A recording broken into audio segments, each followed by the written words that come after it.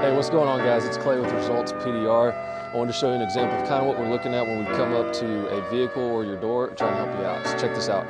We've got a Subaru right here. What we typically look for starting out is we look on these rails. Sometimes the hail will hit it right on the seam, crack the paint, and that's when we've got a little bit of body work, a little bit of paint to work on. But looking over the rails, then we move down to this hood, and we really look down at it. So as you can see, we've got plenty going on here.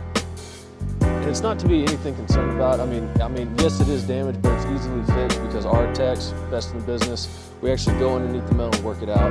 But we'll keep working around the vehicle. So as we're working around, we keep looking to see if we've got any other damage besides just from the hail, like any storm debris or anything like that. We keep looking at it, And really on the hood, once you get that light, you'll be able to see everything going on. And with darker colored vehicles, it's a whole lot easier as opposed to a white or a silver. But this is typically what we're looking for to know that we need to file a claim and get you fixed up and get us going again, all right? So check it out. So this rail right here, super smoked. So I'm assuming whichever direction this way was parked, if it was parked this way, the storm came this way. So this rail is smoked, but I'm not seeing anything too concerning in regards to any kind of like paint work.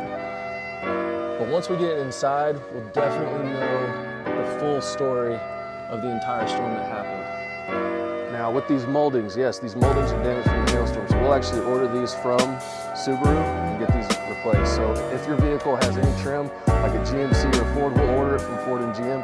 We put OEM parts back on the vehicle for you. But I think that pretty much works out for this one.